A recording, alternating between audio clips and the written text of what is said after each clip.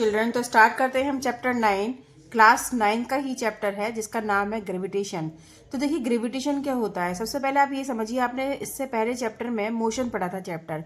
अब जब आप मोशन पढ़ रहे थे तब आप उसमें क्या पढ़ रहे थे, जब आप किसी भी ऑब्जेक्ट के ऊपर फोर्स लगाते हो तब वो कोई भी रेस्ट पोजीशन में अगर कोई ऑब्जेक्ट है तो वो मोशन में आ जाता है। और जब वो मोशन में आता है तो हो सकता है कि वो अपनी डायरेक्शन भी चेंज कर ले।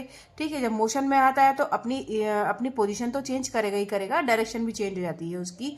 जब हम चाहें तो जिस डायरेक्शन में भी हम अगर किसी भी ऑब्जेक्ट को मूव कराना चाहते हैं तो वो हो जाती है। जैसे कि अगर एक क्रिकेटर एक बॉल को थ्रो करता है बैट्समैन के आगे, तो वो बैट्समैन क्या करता है, किसी भी डायरेक्शन में फोर्स लगाता है और वो जो बॉल है वो किसी भी डायरेक्शन में जा सकती है, या जिस डायरेक्शन में वो डालना चाह रहा है वो उसी डायरेक्शन में चली जाती है।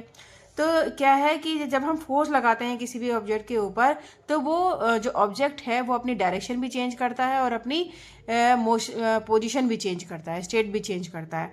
तो क्या होता है कि ये तो था हमारा कि हम फोर्स अप्लाई कर रहे हैं किसी भी बॉडी के ऊपर तो वो चेंज पोजीशन में आ रहा है। लेकिन कभी कभी ऐसा होता है कि हम किसी भी ऑब्जेक्ट को जब ऊपर से नीचे गिराते हैं तब उसके ऊपर कौन सा फोर्स लग रहा होता है। अभी तो हम फोर्स लगा रहे थे लेकिन अब कौन सा फोर्स है, यही फोर्स। और वो हमेशा आप ये सोचिए कि जो ऊपर हम नीचे से ऊपर कोई भी चीज़ गिरा रहे हैं या ऊपर से नीचे गिरा रहे हैं तो वो हमेशा नीचे ही क्यों आ जाती है।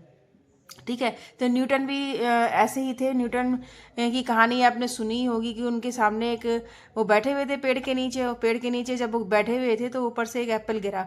एप्पल जब गिरा तो उन्होंने यही सोचा कि ये एप्पल हमेशा नीचे ही क्यों गिरा, अगर मैं इसको नीचे से ऊपर फेंक दूं तब भी वही नीचे ही आ रहा है। तो उन्होंने ये सोचा उस समय कि कौन सा ऐसा फोर्स है जो कि हर चीज़ को, जो भी मैं अगर ऊपर भी फेंकता हूँ या फिर नीचे से ऊपर या ऊपर से नीचे फेंकता हूँ तो वो हमेशा अर्थ की तरफ ही जाती है। इसका मतलब अर्थ भी कोई ना कोई फोर्स अप्लाई करती है हर एक ऑब्जेक्ट के ऊपर।